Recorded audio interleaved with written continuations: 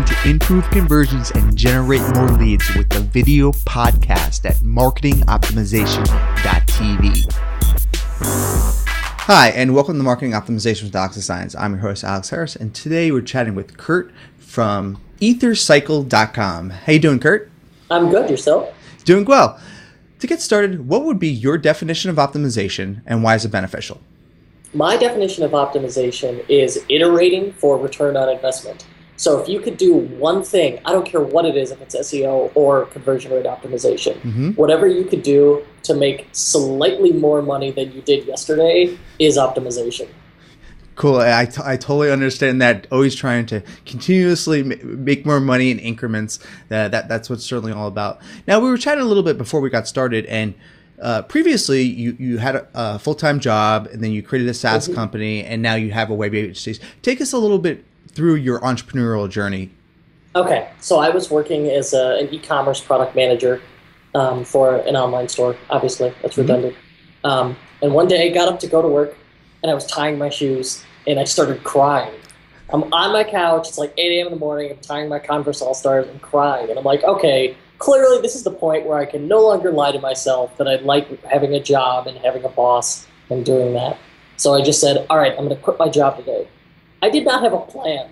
I just walked in, gave 2-week notice, and then like the 2 days later in the shower, I came up with this incredibly elaborate, overreaching plan for a software as a service business. You know, and as we discussed before, starting off with your first, entrepreneurial journey with a SaaS product is not a great idea.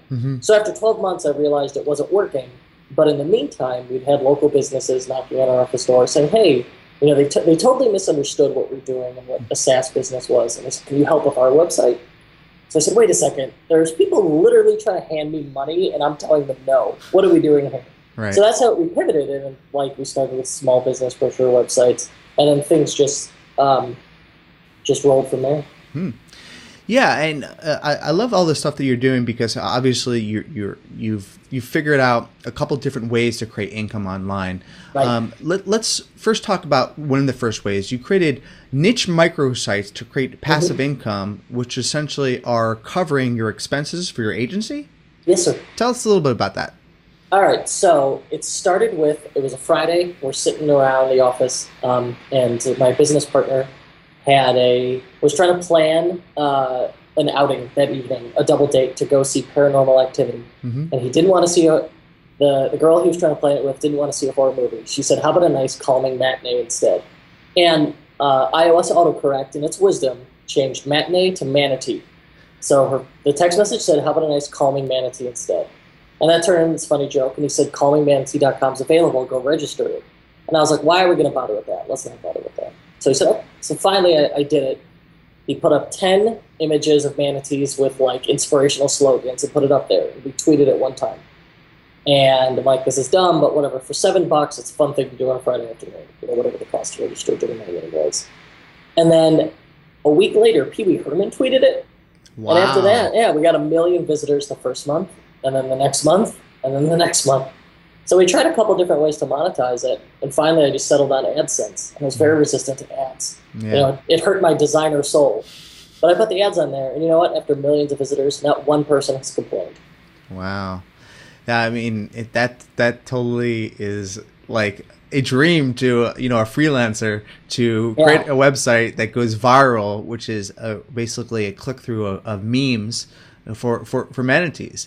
And then you've taken this model and applied it to additional microsites. Talk a little bit about some other maybe affiliate or passive income streams that may be working for you. Sure. So, I'll give you the formula right now. The formula for success. Number one, you have to accept that nothing is too stupid for the internet. Like even if you're like, that's a dumb idea, that'll never work. That just means you're thinking too hard about it. Like if it helps anyone in any way, then it has a chance of success. Right. So it's got to help someone and be selfless.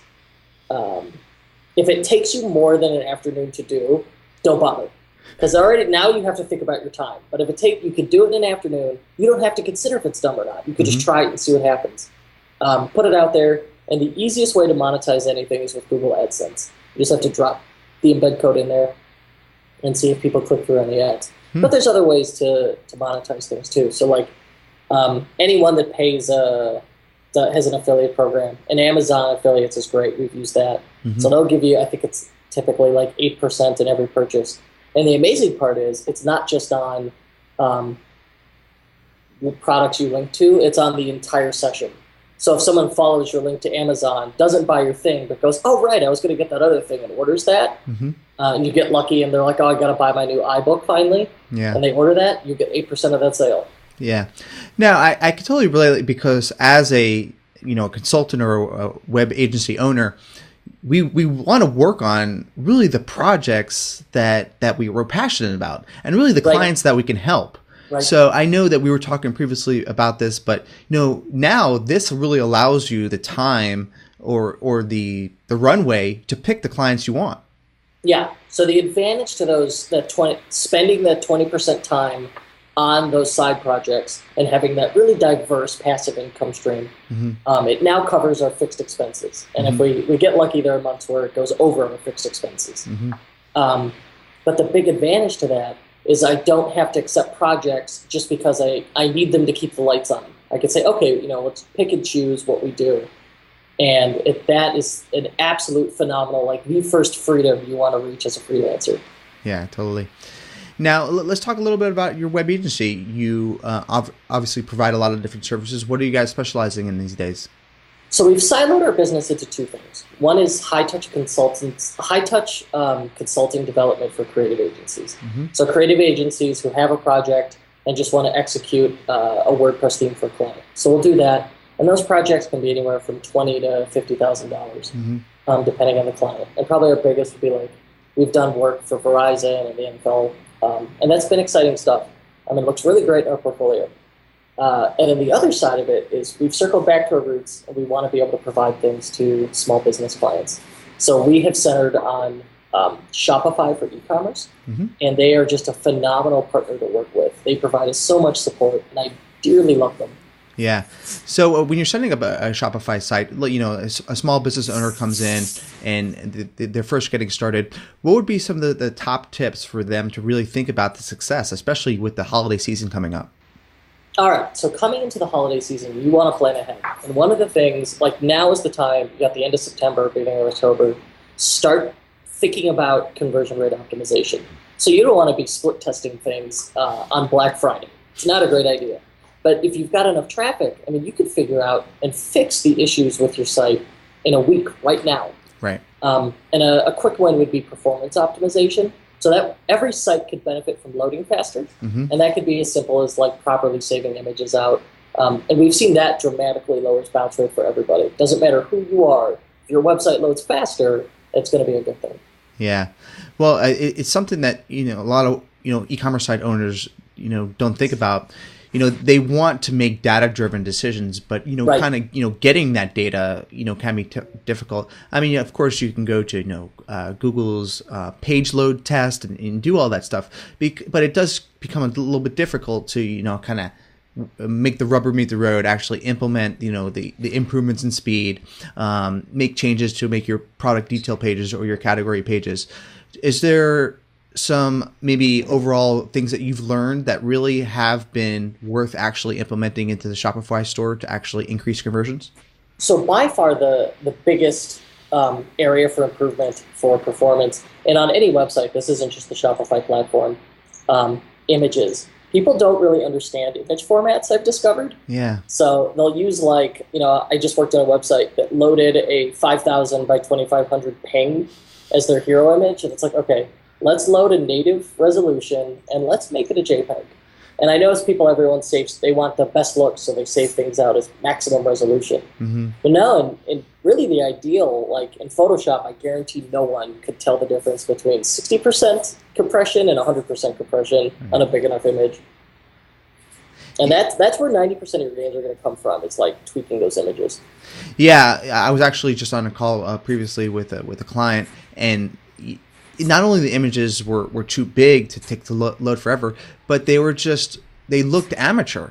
You can just hire maybe a local photographer or a student, that has a little lightbox studio, and just get some professional images done. It really just makes such a big difference. Because for e-commerce, that's like the dead giveaway the difference between Amazon and everybody else. So you don't have pro photos. It's like really all you need to do is spend $30 on a light box from Amazon. Put some CFL bulbs around it and shoot those photos. Like I guarantee with my iPhone, I can get better photos than like 50% of e-commerce stores. Oh yeah, well that's for sure. And then they're reusing the same content from their manufacturers. So which is a no-no for SEO. Yeah, exactly. There's really so many factors that go into e-commerce in general. So aside from trying to get people to actually convert to sale on e-commerce. Let's talk a little bit about gathering opt-ins or lead generation. Have you done much testing as far as giveaways, lead magnets, or potential opt-ins for e-commerce specifically? Well, okay. Number one is people need to be doing this. That drives me crazy. Is people who aren't engaged, gathering emails and really leveraging email marketing. Because for most e-commerce stores, those email, like you send a weekly email to your customers, that practically prints money. And it's not necessarily that they'll buy the thing you're promoting, but it'll keep you top of mind and it'll remind them that you're out there. Right. No, I would say the biggest mistake I see people make is not telling people what they're getting. They just say, sign up for our email. Why? So if you say sign up for, like just this language, sign up to receive the newest discounts and product announcements. Like that alone is going to double the number of people who sign up for a newsletter. Yeah. A great one though, if you could do it, is just say like 5% off your next order, sign up. Yeah. And if they are signing up for, basically a newsletter or whatever, and it's free, make the button say free. Get it free, subscribe free, join free, whatever it is. I mean, it might be obvious, but the people who are visiting your site there's a wide variety of people out there, and so people at an older demographic aren't going to understand as much as people who are more tech savvy like us. So now we've covered a little bit of sales, a little bit of opt-ins. What about actually driving traffic to your e-commerce store?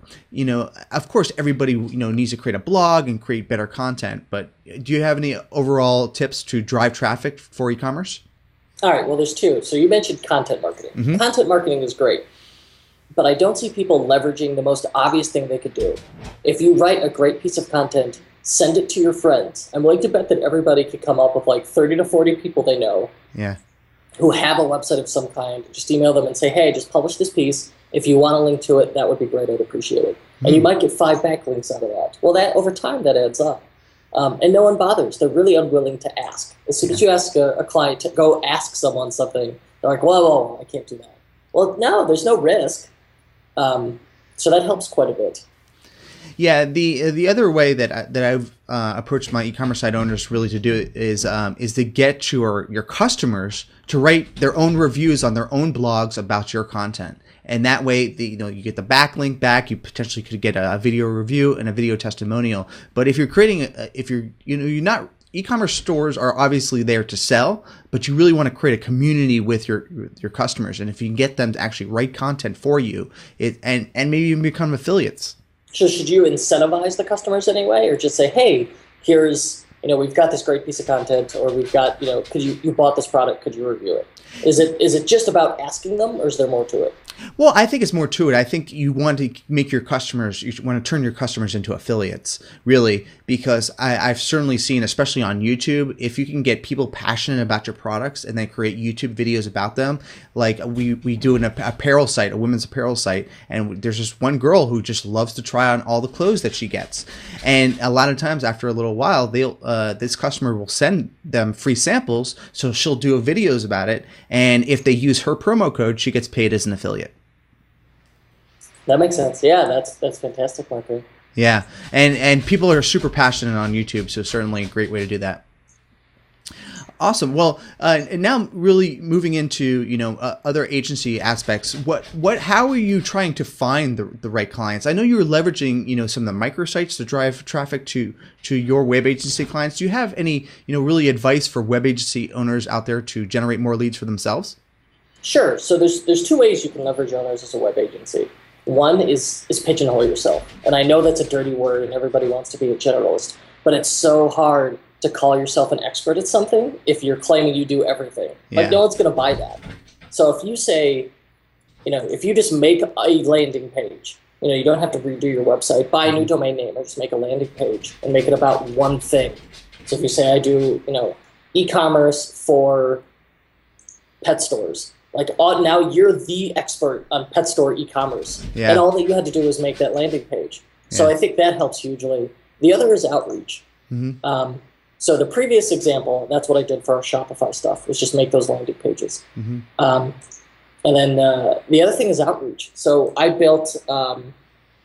gathered a list of all the local creative agencies in Chicago where we are, and I went through their websites, and anyone who genuinely had work I liked, I called it the jealousy test. If they had a piece in their portfolio that I was jealous of, that I wanted, I would email them and tell them so. Nice. And then I would say, you know what? That's great. I'd pay them a compliment first because egos have fragile agencies, or agencies have fragile egos. And then I'd invite them out to lunch to talk about it. And what's funny is when I invited people out to lunch, they'd say, well, let's not do lunch, let's do a phone call. When I offered them a phone call, then they just ignore me. So it's like having that offering, I think offering lunch says I'm local and I'm interested, I'm serious.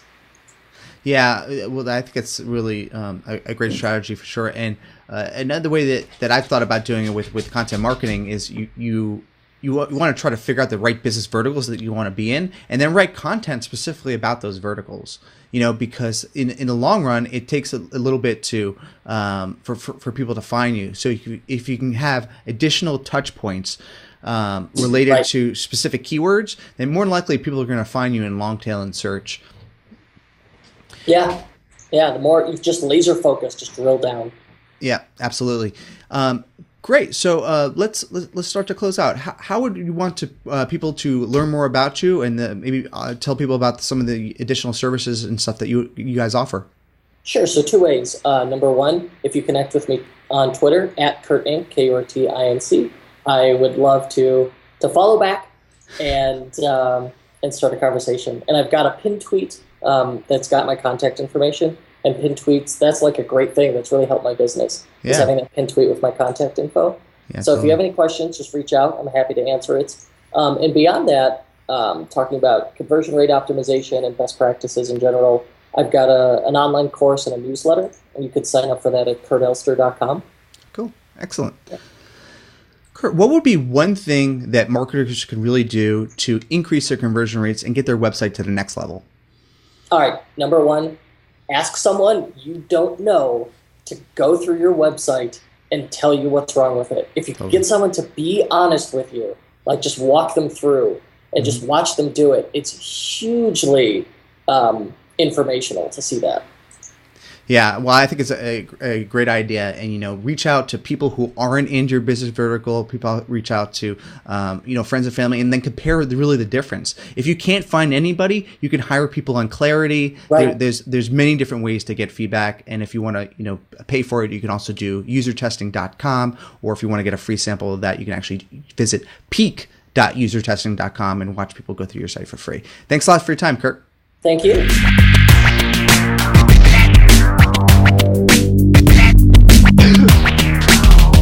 Thank you for watching the Marketing Optimization Podcast with Alex Designs. Please remember to subscribe to all of the videos in my YouTube channel. Thank you.